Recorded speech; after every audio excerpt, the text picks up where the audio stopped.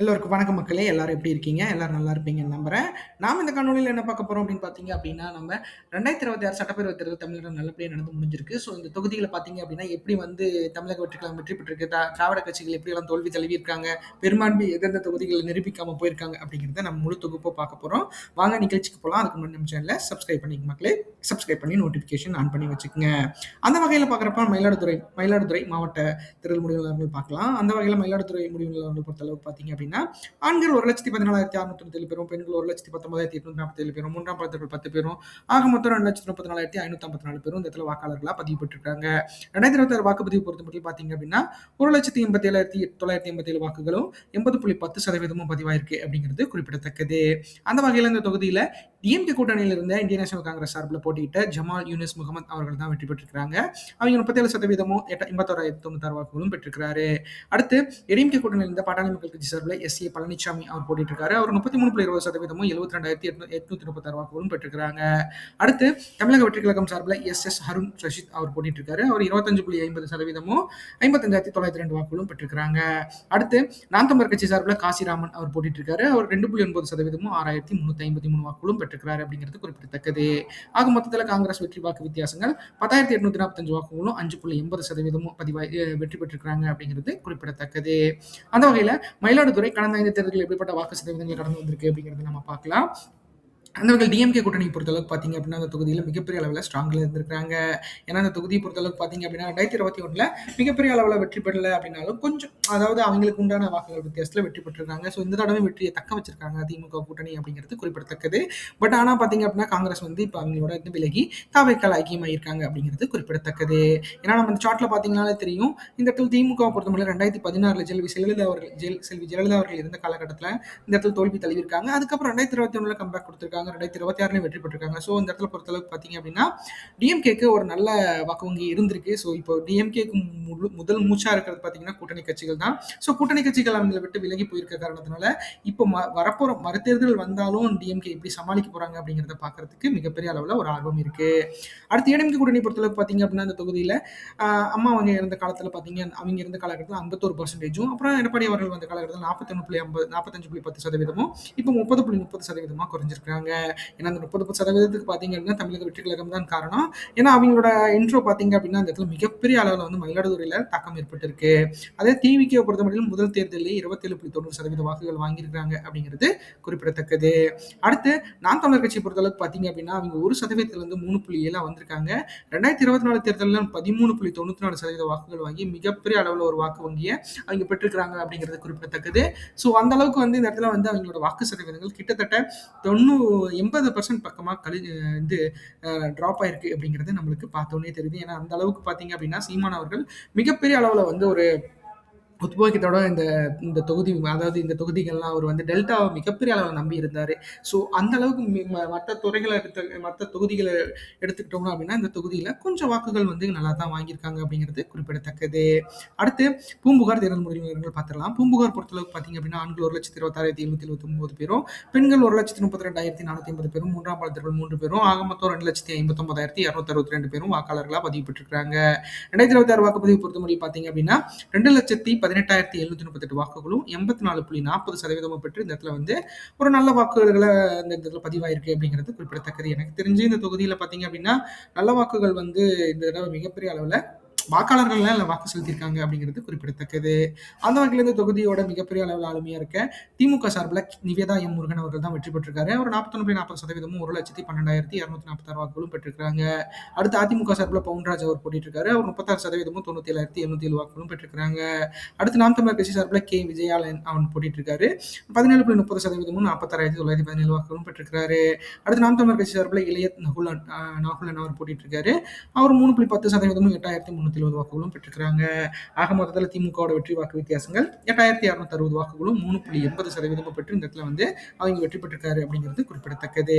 அந்த வகையில பாக்குறப்ப பாத்தீங்க அப்படின்னா இந்த தொகுதியில டிஎம்கே கூட்டணி சார்பில பார்த்தீங்க அப்படின்னா, அந்த தொகுதி மிகப்பெரிய அளவுல வந்து அவங்களுக்கு ஒரு 2021 நல்ல வாக்கு வங்கிய பெற்று இந்த இடத்துல வந்து வெற்றி பெற்றிருந்தாங்க. ஸோ இந்த இடத்துலயும் வந்து பார்த்தீங்கன்னா, 2024ல கூட கடந்த நாடாளுமன்ற தேர்தல்ல கூட நல்ல வாக்குகள் பெற்றிருக்காங்க.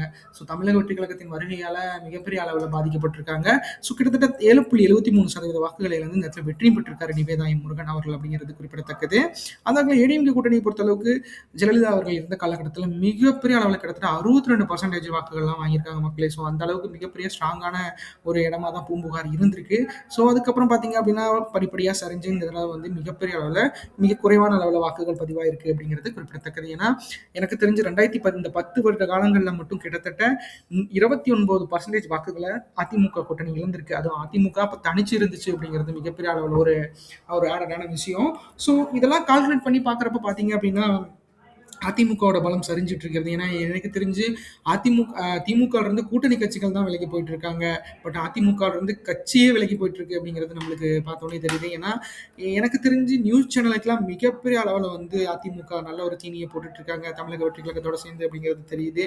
ஆனா, இது வந்து கட்சிக்கு மிகப்பெரிய அளவுல ஒரு பாதிப்பு அப்படிங்கிறத வந்து அவங்க எப்ப உணர்ந்து மிகப்பெரிய அளவுல அது ஒரு மாற்றம் கொண்டு வர போறாங்க அப்படிங்கிறத நம்ம பொறுத்திருந்து பார்ப்போம். ஏன்னா, எடப்பாடி அவர்கள் பொறுத்தளவுக்கு இந்த எலெக்ஷன் வந்து எடப்பாடி அவர்களுக்கும் அதிமுகவுக்கும் மிகப்பெரிய அளவுல ஒரு வாழ்வா சாவா போராட்டம் அப்படிங்கிறத நான் ஃபர்ஸ்ட்டே சொல்லியிருந்த மாதிரி தான். அவங்களுக்கு நடக்க போறது எல்லாமே வந்து கொஞ்சம் மாறுபட்டதாக இருக்கு. ஸோ எடப்பாடி அவர்கள் எப்படி வந்து இதெல்லாம் ஹோல்ட் பண்ணி வைக்க போறாரு, அதை எப்படி வந்து அவரு இது பண்ண போறாரு அப்படிங்கிறத நம்ம பொறுத்திருந்து பார்க்கலாம். அந்த வகையில பார்க்குறப்ப பார்த்தீங்க அப்படின்னா, இந்த தொகுதியில டிவிகே பொறுத்தமட்டில் பார்த்தீங்க அப்படின்னா 25.80% வாக்குகள் வாங்கி தொடங்கி வச்சிருக்காங்க. அடுத்து நம் தமிழர் கட்சி பொறுத்தளவுக்கு பார்த்தீங்க அப்படின்னா, இங்க 1% வாக்குகள் வந்து 2.9% வந்திருக்காங்க. கடந்த தேர்தலில் ஒப்பிடுறப்ப 12% வாக்குகள் இழந்திருக்காங்க மக்களே. கிட்டத்தட்ட 90% வாக்குகளை இழந்திருக்காங்க அப்படிங்கிறது குறிப்பிடத்தக்கது. ஏன்னா, போன தடவை 15% பக்கமா நெருங்கி போயிருக்காங்க. ஸோ அந்த அளவுக்கு மிகப்பெரிய அளவுல வந்து ஒரு போராட்டம் வந்து நாம் தமிழர் கட்சிக்கு இருக்கு அப்படிங்கிறத நம்மளால பார்க்க முடியுது. அடுத்து சீர்காழி தேர்தல் முடிவு விவரங்கள் பார்த்துடலாம். சீர்காழியை பொறுத்தளவுக்கு பார்த்தீங்க அப்படின்னா, ஆண்கள் 1,12,500 பேரும், பெண்கள் 1,23,304 பேரும், மூன்றாம் பாலினத்தவர்கள் 10 பேரும், ஆக மொத்தம் 2,41,319 19 பேர் இந்த இடத்துல வாக்காளர்களா பதிவு பெற்றிருக்காங்க. 2026 வாக்குப்பதிவு பொறுத்தவரையில் பார்த்தீங்க அப்படின்னா, 1,99,893 வாக்குகளும் 82.80% வாக்குகள் பதிவாயிருக்கு அப்படிங்கிறது குறிப்பிடத்தக்கது. அந்த வகையில இந்த தொகுதியிலும் திமுக தான் வெற்றி பெற்றிருக்காங்க. திமுக சார்பில் செந்தில் செல்வன் அப்படிங்கிறவர் போட்டிட்டு இருக்காரு. அவர் வெற்றி பெற்றிருக்காரு. அவர் 35.60%, 71,449 வாக்குகளும் பெற்றிருக்காங்க. அடுத்து அதிமுக சார்பில் எம் சக்தி அப்படிங்கிறவங்க போட்டிட்டு இருக்காங்க. அவங்க 30% வாக்குகளும் 60,032 வாக்குகளும் பெற்றிருக்காங்க. அடுத்து தமிழக வெற்றி கழகம் சார்பில் சிஎஸ் கோபிநாத் அப்படிங்கிறவர் போட்டிட்டு இருக்காரு. அவர் 29.50%, 59,149 வாக்குகளும் பெற்றிருக்காங்க. அடுத்து சுபாஷ் அப்படிங்கிறவர் போட்டிட்டு இருக்காரு நாம் தமிழர் கட்சி சார்பில். அவர் 3.7%, 7,397 வாக்குகளும் பெற்றிருக்காங்க அப்படிங்கிறது குறிப்பிடத்தக்கது. ஆக மொத்தத்தில் திமுகவோட வெற்றி வாக்கு வித்தியாசங்கள் 11,417 வாக்குகளும் 5.7% இருந்து இந்த இடத்துல திமுக வெற்றி பெற்றிருக்கு அப்படிங்கிறது குறிப்பிடத்தக்கது. எனக்கு தெரிஞ்சு சீர்காழி வந்து முன்னாள் முதல்வராக இருந்த மு க ஸ்டாலின் அவர்களோட மாமனார் வீடுன்னு அவரே சொல்லியிருந்தாரு. ஸோ இந்த இடத்துல திமுக வெற்றி பெற வச்சிருக்காங்க அந்த மக்கள் அப்படிங்கிறது குறிப்பிடத்தக்கது. அந்த வகையில் சீர்காழி கடந்த 5 தேர்தல்களில் வாக்கு சதவீதங்கள் எப்படி வாங்கியிருக்கு அப்படிங்கிறத நம்ம பார்க்கலாம். சீர்காழி பொறுத்தளவுக்கு டிஎம்கே தான் மிகப்பெரிய அளவில் ஒரு ஸ்ட்ராங்காக இருக்குது மக்களே. டிஎம்கே பொறுத்தமட்டில் பார்த்தீங்க அப்படின்னா, இந்த இடத்துல மிகப்பெரிய வெற்றி அவங்க பதிவு செய்யலனாலும் கடந்த தேர்தலில் ஒப்பிடுறப்போ கிட்டத்தட்ட 10% வாக்குகளை இழந்திருக்காங்க. பட் ஆனால் வெற்றி பெற்றிருக்காங்க. ஏன்னா 5% வாக்குகள் வித்தியாசத்தில் வெற்றிங்கிறது மிகப்பெரிய அளவில் ஒரு நல்ல விஷயம் தான். ஆனால் ஜெயலலிதார்கள் இந்த காலகட்டத்தில் பார்த்தீங்க அப்படின்னா, இந்த தொகுதிகள் எல்லாம் திமுகவால உள்ள வரவே முடியலன்னு நினைக்கிறேன். ஏன்னா அந்த அளவுக்கு வந்து கிட்டத்தட்ட 7% வாக்குகள் வித்தியாசத்துலலாம் அம்மா ஜெயிச்சு வச்சிருக்காங்க. ஸோ அவங்களோட அந்த அதான் சொல்லுவாங்களே, 234 தொகுதிகள்லயும் ஒரு கட்சியோட சின்னம் வந்து நின்னு வெற்றி பெற்று ஆட்சி அமைச்சது அப்படிங்கிறது அதிமுகவுக்கு தான் அது பொருந்தும். எல்லா சாதனைகளும் அதிமுகவுக்கு பொருந்தும் மக்களே. ஏன்னா அவங்க வந்து தொடர் வெற்றியை பெற்றிருக்காங்க. இன்னும் வந்து தமிழ்நாட்டுல தொடர் வெற்றி பெற்ற ஒரே கட்சி அதிமுக அப்படிங்கிற ஒரு பேரும் இருக்கு. ஸோ அந்த அளவுக்கு வந்து அதிமுகவுக்கு எவ்வளோ பேர்கள் இருக்கோ அந்த பேர்கள்லாம் இப்போ வந்து கொஞ்சம் கொஞ்சமா சரிஞ்சுக்கிட்டு இருக்கு. ஸோ காலம் மாறுது. விஜய் அவர்களை பொறுத்தளவுக்கு எப்படி வந்து ஆட்சி அமைக்க போறாரு, என்ன பண்ண போறாரு? ஏன்னா அவரை பொறுத்தளவுக்கு பார்த்தீங்க அப்படின்னா, அவர் ஒரு க்ரோ பாயிண்ட்ல போயிட்டு இருக்காரு. கண்டிப்பா அவருக்கு அது சக்ஸஸ் பாயிண்டா இருக்க வாய்ப்புகள் அதிகம். அதே ஏடிஎம்கே கூட்டணி பொறுத்தளவுக்கு பார்த்தீங்க அப்படின்னா, நான் சொன்ன மாதிரி தான் செல்வி ஜெயலலிதா அவர்கள் இந்த காலகட்டத்தில் 50% ஆகும். அப்புறமேட்டு அப்படி படிப்படியாக குறைஞ்சி இப்போ 30% வந்து நிற்கிது. கிட்டத்தட்ட 22% இழந்திருக்காங்க அப்படிங்கிறது நம்மளுக்கு இந்த சார்ட் பார்த்தோன்னே தெரியுது. அடுத்தது டிவிக்கே பொறுத்த மட்டும் பார்த்தீங்க அப்படின்னா 29.50% வாக்குகள் வாங்கி தொடங்கி வச்சிருக்காங்க. அடுத்து நாம் தமிழர் கூட்டணி பொறுத்தளவுக்கு பார்த்தீங்க அப்படின்னா, நாம் தமிழர் பொறுத்தளவுக்கு கூட்டணி இல்லை. நாம் தமிழர் பொறுத்தளவுக்கு 0.80%லேருந்து 12.82% உயர்ந்து மீண்டும் 3.7 குறைஞ்சிருக்காங்க.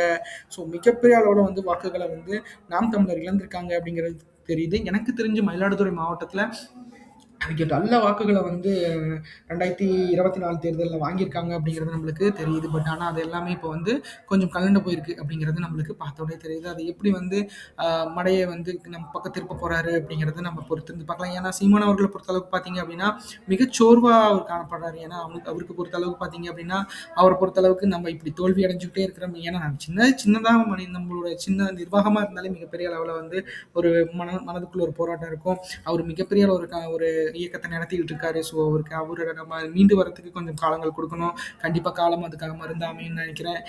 இந்த காணொலி உங்களுக்கு ரொம்ப பிடிச்சிருக்கும்னு நினைக்கிறேன். மக்களே நம்ம சேனல் சப்ஸ்கிரைப் பண்ணுங்க, லைக் பண்ணுங்க, ஷேர் பண்ணுங்க. நம்ம ஒவ்வொரு வீடியோவும் ஒவ்வொரு மாதிரி போட்டுட்டு இருக்கோம். நம்ம டேட்டா வைஸ் எல்லாமே போட்டுக்கிட்டு இருக்கோம்.